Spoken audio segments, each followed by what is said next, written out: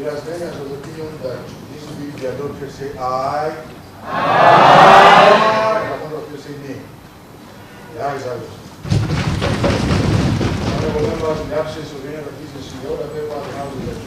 I personally took the initiative of making sure that I walked through the members, with the members, and we tried as much as possible to traverse the county.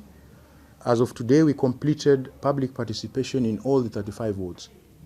And I made an observation, and probably this must be considered in the future. There are some wards where it clearly came out that the members of the public did not have any idea of the contents of this bill, right? We took our time, and I'll give an example. There are some other wards where you would be asked a question, for example, a citizen asking, why is the country suffering so much in corruption, and yet there is nothing in this amendment bill that has been put forward.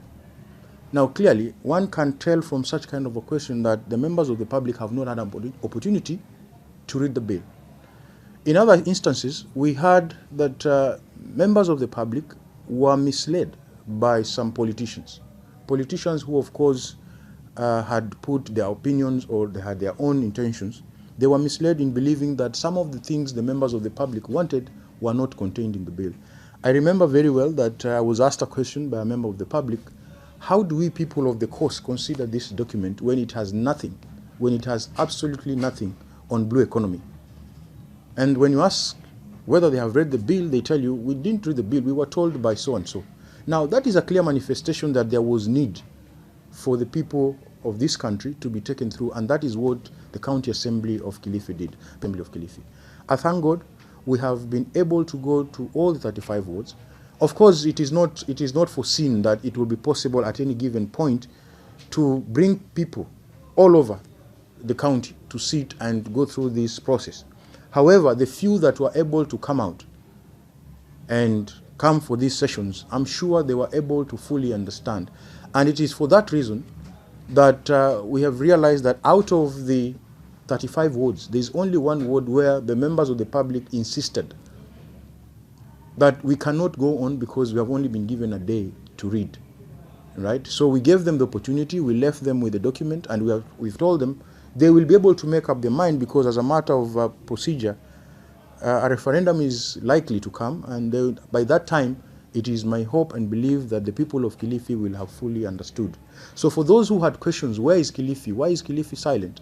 I want to make it clear that as I sit on this chair, law and procedure will be upheld. We did the same thing, the same procedure was followed during Punguza Mzigo. Some people received it, they made up their mind, they went to their county assemblies, they threw it out.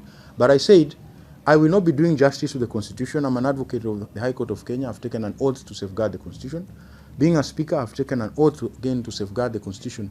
It is within my belief and my fundamental belief that whenever a bill like this comes, however big the interests are out there, however the excitement is out there, it is important that the person whose life is going to be greatly affected by this document should be given an opportunity to look at it, to read it, and to understand it. So that by the time the politicians come down to persuade them, let the people be persuaded on a point of knowledge.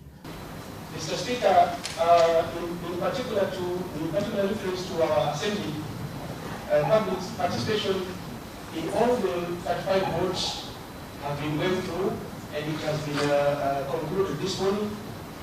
And Mr. Speaker, we have no reason not to consider as an assembly whether to adopt the report or whether not to adopt it.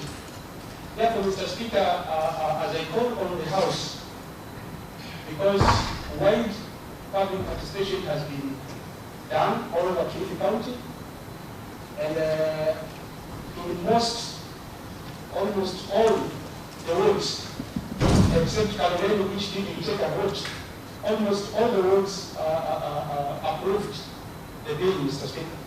Therefore, as I stand and I pass the baton to my deputy leader, Mr. Speaker, I call on the House to stick to the will of the people outside who agreed and accepted this deal. Thank you, Mr. Speaker. And I believe through this media, when the constituencies have been allocated, maybe let's say, like Malindi, where we'll be having Malindi town and Malindi rural, where Nixon Rama, God willing, it may become one of the MP, especially Malindi rural. Mr. Speaker, it's a very good document, and we know that we have been having some hiccups because of some fund at the county. Mr. Speaker, I'm very much happy with the BBI documents and through with my Mr. Speaker, we know of several times where the 2/3 gender rule has been shut down at the National Assembly, Mr. Speaker. This time round, once this is effected, Mr. Speaker, the dark days would be ended, Mr. Speaker. And more reasons, Mr. Speaker, as to why our great people of Kilifi supported the amendments of this bill, Mr. Speaker, is that the intergovernmental equity shall be realized, Mr. Speaker. And also, there shall be opportunities for all, and also every part of the nation shall be able to receive a bigger chunk or share of our shared resources, Mr. Speaker. To be very brief, Mr. Speaker, I would humbly urge our honorable members to support these amendments, because these amendments will build our nation and making it more secure, making it more prosperous, Mr. Speaker. Leo tumekuja hapa kuja kutoa kongole na shukrani, na tuko na furaha sana. Tuko na furaha sana leo kwa sababu ya ile kazi ya Kilifi County Assembly ambayo ilifanyika hizo siku zilizopita. Sisi tunamshukuru spika wetu wa bunge Mr. Jimmy Kahindi pamoja na wafuasi wake wote, wale waheshimiwa wote waliosimama kidete kufanya public participation ndani ya Kilifi County. Wamezunguka 35 wards zote kuzunguka na kuhamasisha na kuhakikisha kuwa wananchi wamekubali BBI. Kuna vipaparazi, kuna vichuzi ambavyo vilikuja kule mashinani, na walipokuja wakaja wakatudanganya, sijui BBI na nini, BBI haifai. Lakini spika aliposhikana na wale waheshimiwa wengine, walipoanza kuhamasisha kule mashinani, watu BBI walielewa na wakaipitisha bila shida. Kwa hivyo, na walikuwa wakitutia sisi fitina ya kusema kuwa BBI imewatenga wapwani, lakini tulipokuja angalia peji ya kwanza, tulipoangalia article 11A inazungumza mambo ya economy. Mambo ya economy pale ndani kuko na mambo ya blue economy na kuko na mambo ya agriculture ambayo sasa ile itamfaidi mpwani. Sisi kule mashinani mahali kama Bamba tulikuwa tunafanya kusikia kwenye maredio ama kuona kwa TV kwa kuna BBI, kuna hivi, lakini kupata ile kujua undani zaidi BBI yasemaje ama kuna nini. Nataka nimshukuru sana spika wetu kwa ile jukumu alilochukua la yeye kutoka ofisini, mbali na kukaa ofisini, kuzunguka kufika paka mashinani, hususan sana kule kwetu ambako ni mbali zaidi ya kwengine kule naweza sema. Mahali kwetu Arimarapera ni mbali sana. Yeye alifika hakuja kutuambia, bali alikuja kutuelimisha. Na kitu chengine, naunga mkono wananchi wa Kilifi wa kujitokeza kwa kutoa maoni yao mazuri sana, ambayo mpaka leo bunge la Kilifi limepitisha kwa kuwaunga mkono na kuwafurahikia mambo aliyofanya leo kupitia kwa spika wetu. Kusema la ukweli, alikuwa watu wakiuliza maswali mazito kwa mtu ambaye hataweza kustahimili, ingekuwa shida sana kwa wale maswali, lakini alikuwa akijibu kwa ufasaha sana. Nampongeza. Naitwa Juliet Riziki. Mimi sitakuwa na mambo mengi. Nataka kupongeza kwanza MCAs wetu wakiongozwa na spika wa kaunti ya Kilifi, kwa sababu zile juhudi alizozifanya kuzunguka hizi wadi zote kuhamasisha hii jambo la BBI, kwetu sisi tunafurahi sana, kwa sababu kule kulikuwa kumemwagwa sumu, na hivi tunaambia wale wakaanga mabuyu wataambia watu nini? BBI ndio ishapita na tunaingoja referendum na tutaipitisha kweli sasa basi.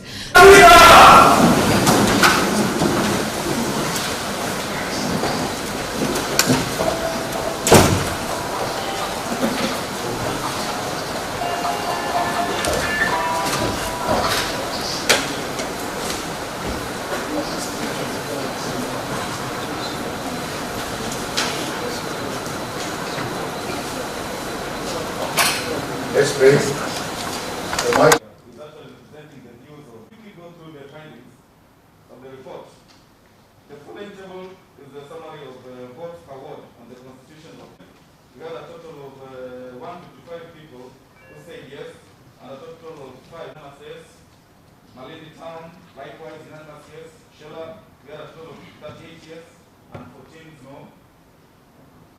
Marafa, unanimous yes. Sabaki, 87 yes. Sabaki was a unanimous yes. Depeni, unanimous yes. Karoleni, as we had through the leader of majority, yes, there was public participation at Karoleni, but the people of Karoleni decided to abstain where no vote was 3 no and 2 abstaining. Jaribuni 63 yes, 2 numbers abstaining and 4 numbers abstaining and 2 saying no. Ndio representative wao kule mashinani. Kwa hiyo kina mama gavana akiwa mwanamume, kwa hivyo gavana atakuwa mwanamke. Kwa hivyo sisi tuna uhakika BBI ikipita, gavana akiwa mwanamke ni sawa, mwanamume atakuwa. Asante sana Mheshimiwa Spika. Nami nasimama kuunga mkono kwa inakuja. Asante sana Mheshimiwa Spika.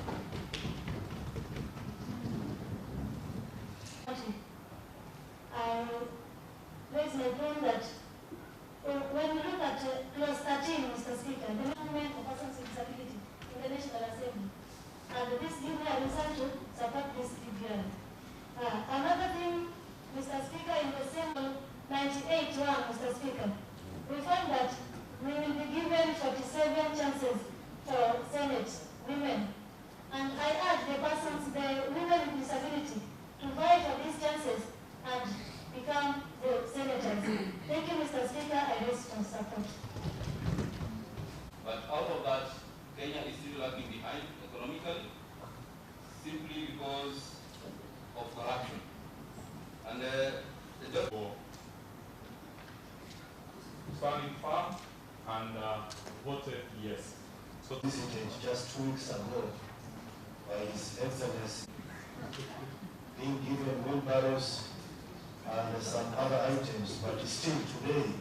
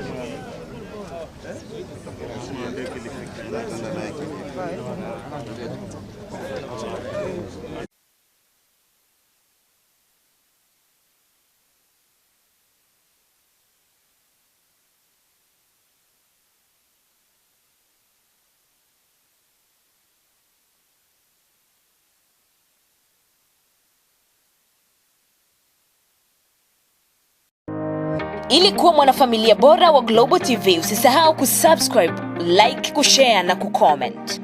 Baada ya kusubscribe, bonyeza alama ya kengele ili kupata taarifa kwa kila video inayopanda Global TV Online.